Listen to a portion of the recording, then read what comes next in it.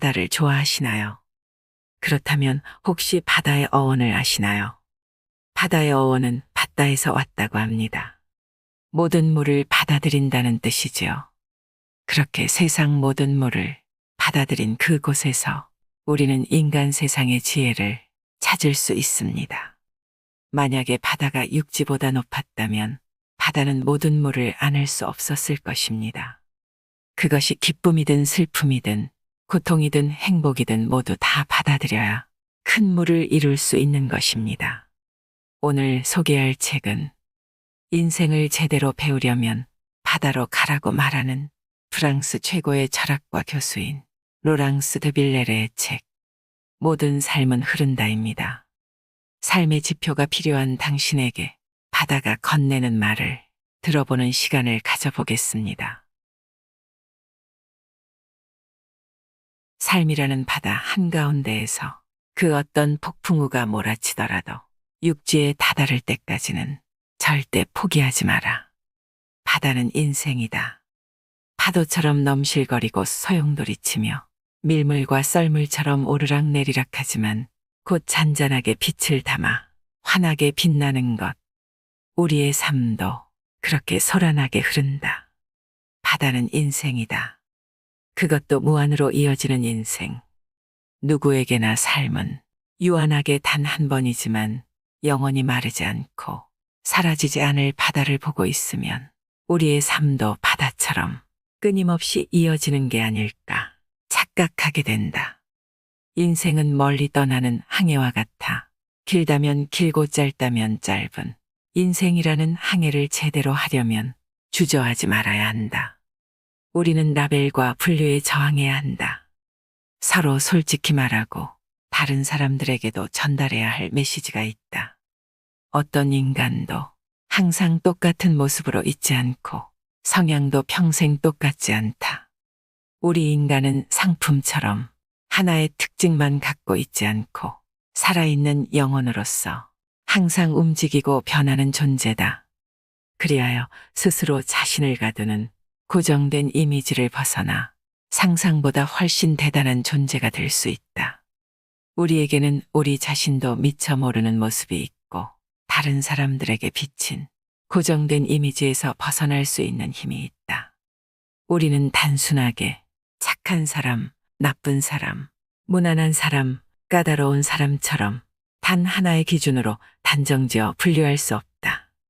이러한 분류를 단순한 표준화라고 한다. 자유는 단순한 표준화에서 스스로 벗어날 때 시작된다. 태양은 밀물과 썰물 사이에서 자신만의 시간과 리듬을 가진다. 우리 삶에도 영원히 사라지는 것은 없다. 하지만 우리는 바다와는 다른 리듬으로 살아간다. 한 번 삐끗하면 쉽게 돌이킬 수 없는 리듬이다. 파도가 왔다 갔다 하는 모습을 보면 파도가 전하는 진실의 귀를 기울일 수 있다. 자신의 마음속에서 새롭게 도약하는 힘, 회복할 에너지를 찾을 수 있다는 진실이다. 회복은 우리가 가진 것을 전부 비울 수 있는 능력이다. 왠지 어려워 보여도 그래야 한다. 바다의 밀물과 썰물이 있듯 인생에도 올라갈 때가 있고 내려갈 때가 있다. 그 움직임을 거스르기보다는 곁에서 함께 움직이는 편이 낫다. 노련한 바닷사람처럼 바람의 정면으로 맞서기보다 바람을 역이용할 줄 알아야 한다. 아름다움을 쫓아다니지만 말고 아름다움을 통해 예상치 못한 감동을 느낄 수 있게 감각을 갈고 닦아야 한다. 세상을 끝없는 말초적인 자극과 흥분으로 채우지 말자. 우리가 보내는 시간을 끝없는 분주함으로 채우지 말자. 혼자 있는 시간 자체를 소중히 하고 고독이 찾아와도 자연스럽게 받아들이자. 바다는 우리에게 자유를 미루지 말라고 말한다. 인생을 제대로 산다는 건 쓸데없는 걱정으로 나 자신을 가두지 않는 것이다. 사람들은 두려움을 느끼거나 습관을 버리지 못할 때 상상력을 제일 먼저 희생시킨다.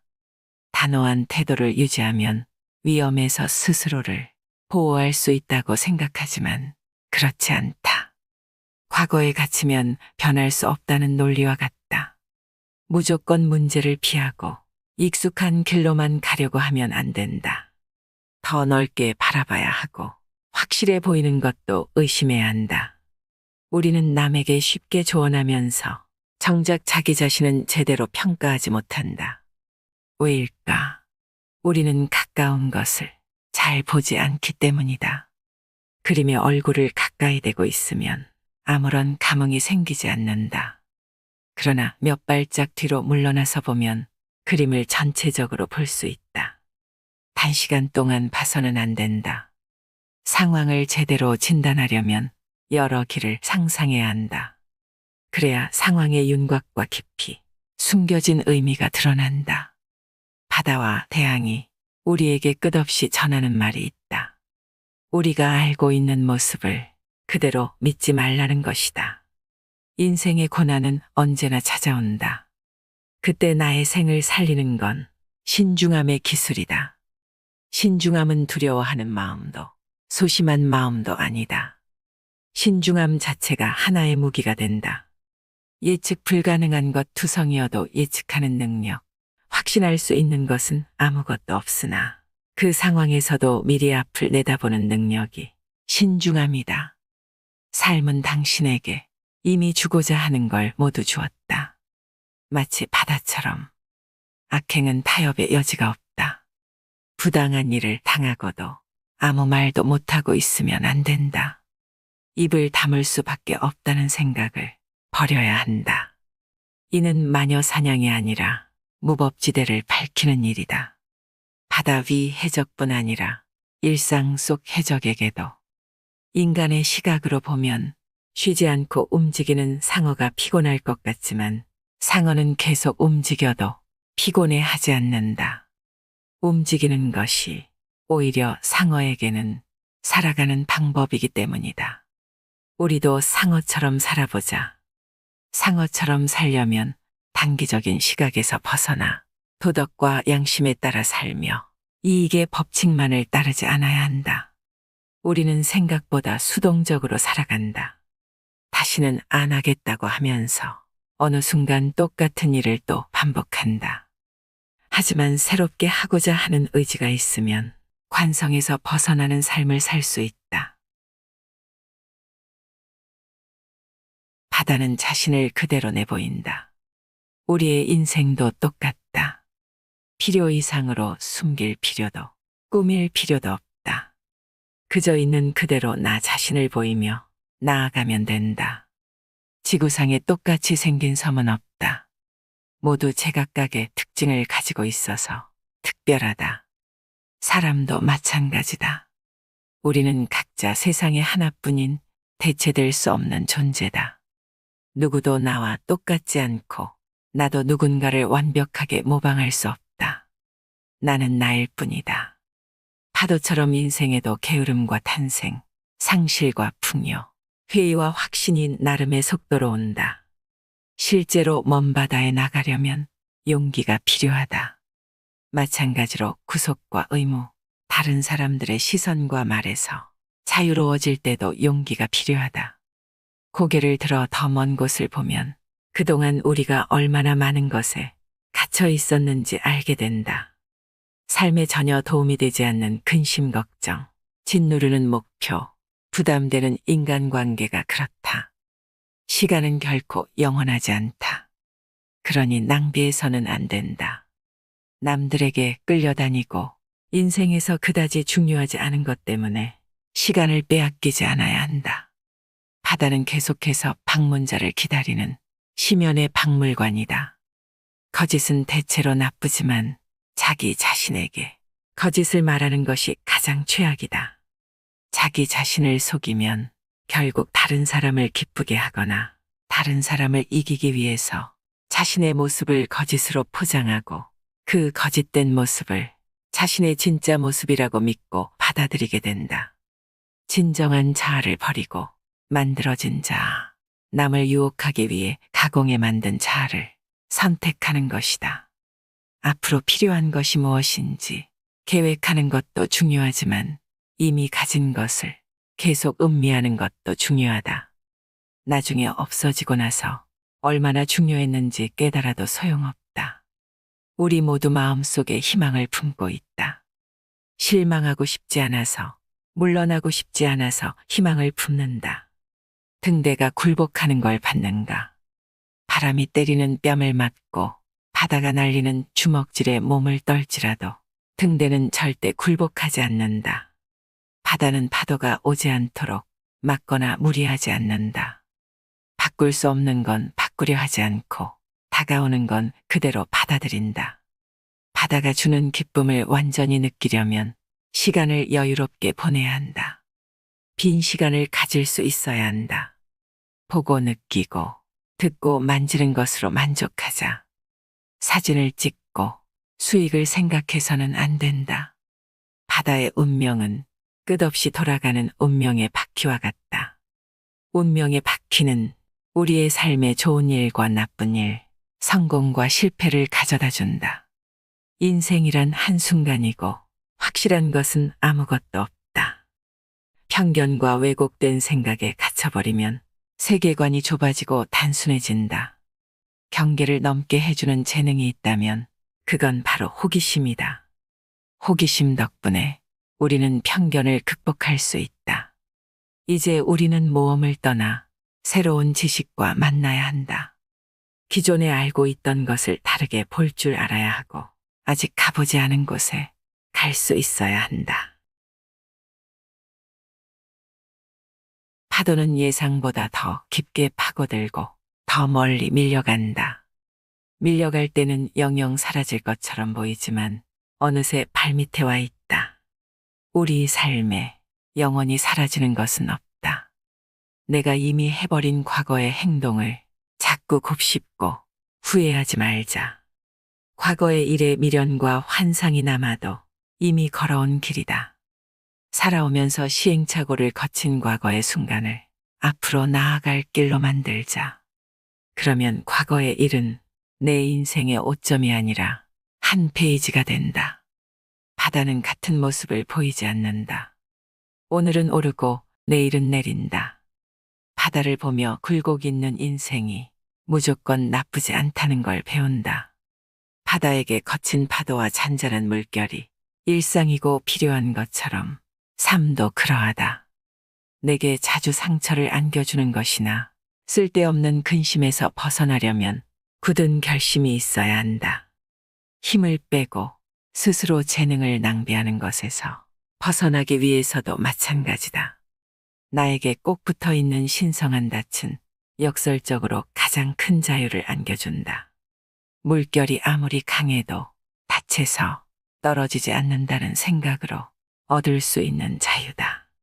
바다의 물결은 가슴을 채우고 마음을 평온하게 해주는 편안한 호흡과 같다. 신이 얼마나 재능 있는지 잊게 될 때 나는 바다를 본다. 실패를 딛고 일어서려면 실패를 성공의 기회로 삼을 줄 알아야 한다. 끝없이 자신에게 관심을 기울이면 앞으로 갈 수 있다. 아무리 인생이 괴롭고 답답해도 우리는 우리 자신으로 남아있다. 모든 것을 잃거나 거의 모든 것을 잃어도 우리는 여전히 우리 자신이다. 바다는 그 누구에게도 속하지 않아 자유롭다. 우리는 일상에서는 분명히 말하지 않고 감정도 직접 전하지 않는다. 도와달라고 할 때, 거절할 때, 경고를 줄 때도 애매하게 말하거나 돌려서 말하고 그마저도 주저한다. 살면서 많은 시간을 우리는 빙빙 돌려 이야기하는 데 쓴다. 여기서 다시 한번 바다가 우리에게 주는 교훈이 있다. 아니요, 예를 명확히 하고 형식이 서툴러도 요청사항은 분명히 표현하는 법을 배우라는 교훈이다. 도움이 필요하면 지금 당장 말하자. 육지에서든 바다에서든 뭔가를 이루고자 하는 열정이 없다면 살아갈 수 없다. 우리가 마음속으로 끈질기게 추구하는 것이 무엇인지 그 수수께끼를 밝히는 것은 우리의 몫이다. 삶이란 바다처럼 다양한 색을 띈다. 어느 날은 눈부신 푸른색이었다가 또 다른 날은 짙은 회색이다. 바다의 빛이 어제와 오늘이 다른 것처럼 산다는 것도 그러하다. 잘못된 것을 알아도 그대로 두고 진실보다 거짓을 선택하면 악순환만 일어난다. 그러면 우리가 사는 세상은 더욱 어두워진다. 세일엔 마녀들과 한패가 되어 유혹의 노래를 불러서는 안 된다. 차갑더라도 진실을 중시하는 태도를 늘 지켜야 한다. 모든 삶은 흐른다. 바다처럼. 바다를 달리는 용맹한 사람들, 땅을 거부하는 자유로운 영혼들에게 존경심을 보낸다. 그리고 당신에게도. 세상을 살아가다 보면 상처나 실패 없는 삶은 어디에도 없을 것입니다. 중요한 것은 이것을 모두 다 받아들이고 내 것으로 소화시키면서 자신의 삶을 만들어 나가는 것입니다. 모든 것을 받아들이는 바다처럼 그렇게 인간도 성장할 수 있습니다. 이것도 내 삶의 한 부분이려니, 내 운명의 한 조각이려니 그렇게 생각하면서 소중하게 받아들여야 더 깊이 있고 아름다운 사람이 되는 것입니다. 얕은 바다는 잠깐의 폭풍이나 비바람에도 심하게 요동치게 됩니다. 잠깐의 소나기에도 요란한 소리를 내지요. 깊은 바다는 비에 젖지 않는다고 합니다. 차분하고 평안한 바다 같은 하루 보내시길 바랍니다. 마지막으로 오세영 시인의 바닷가에서라는 시를 띄워드리고 싶습니다. 사는 길이 높고 가파르거든 바닷가 하얗게 부서지는 파도를 보아라. 밑으로 흐르는 물이 하나 되어 가득히 차오르는 수평선. 스스로 자신을 낮추는 자가 얻는 평안이 거기 있다. 이상으로 인생의 품격이었습니다. 하루하루 당신의 품격이 더 빛나길 바랍니다.